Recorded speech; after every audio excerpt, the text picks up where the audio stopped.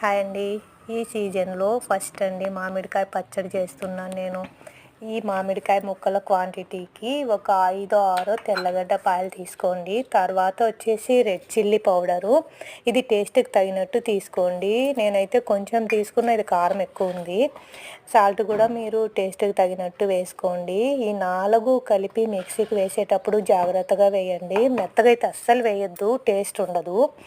మీరు of on చేయండి, త్వరగా మిక్సీ అనేది మీకు కచ్చా పచ్చగా అవుతుంది. కచ్చా పచ్చగానే చేసుకోవాలి ఈ పచ్చడి అయితే. తర్వాత పోపు అండి, పోపు పెట్టుకునే విధానంలోనే ఉంటుంది పెద్ద మ్యాజిక్, దాంట్లోనే టేస్ట్ అనేది కనిపిస్తుంది మనకు. దీనికి ఇంగువ, మెంతులు అనేది అయితే ఖచ్చితంగా వేస్తానండి నేను. ఫస్ట్ అయితే ఉద్దిపప్పు, శనగపప్పు అండి, రెడ్ చిల్లీ తీసుకున్న ముక్కలు చేసి, తెల్లగడ్డలు కచ్చా పచ్చగా చేసి తీసుకున్నానండి. తర్వాత ఆవాలు, జీలకర్ర కూడా కొంచెం ఎక్కువే పడుతుందండి. ఇప్పుడు నేను చూపించేది మెంతులు అండి. అవును, ఇంత క్వాంటిటీ అయితే మెంతులు తీసుకోవాలి. అందులోనే ఒక 4 అయితే నేను ఎన్నికేసినాను. ఈ మెంతులు, ఇంగువ అనేది వేయాలండి ఖచ్చితంగా. తర్వాత పచ్చి కరివేపాకు అండి, అదే తీసుకోండి మీరు, ఎండు తీసుకోవద్దు.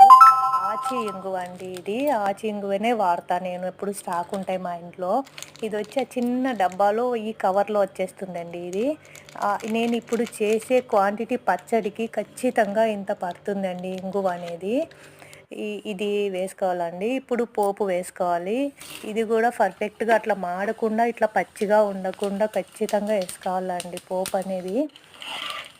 ఈ కలర్ వచ్చిన తర్వాత ఇప్పుడు వచ్చేసి ఎండుమిర్చి అండి, ఎండుమిర్చి, తెల్లగడ్డలు.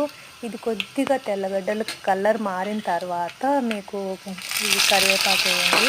కరివేపాకు ఒకసారి అటు ఇటు తిప్పిన వెంటనే మీరు ఇంగు వేసుకోండి. ఈ ఇంగు వేసిన వెంటనే స్టవ్ ఆఫ్ చేయాలండి. ఇదొక్కటి బాగా గుర్తుపెట్టుకోండి, మరి మారితే టేస్ట్ పోతుంది. ఇంగు అనేది మారిందంటే ఇందులోనే పచ్చి మామిడికాయ మిక్సీకి వేసుకుంటాం కదండి, అదంతా వేసి కలపండి ఒకసారి. ఇట్లా నీట్గా మొత్తం కలిపండి. చాలా బాగుంటుందండి. రైస్ లెక్క కానీ, ఉప్మా లెక్క కానీ, పప్పన్నం లెక్క కానీ చాలా బాగుంటుంది.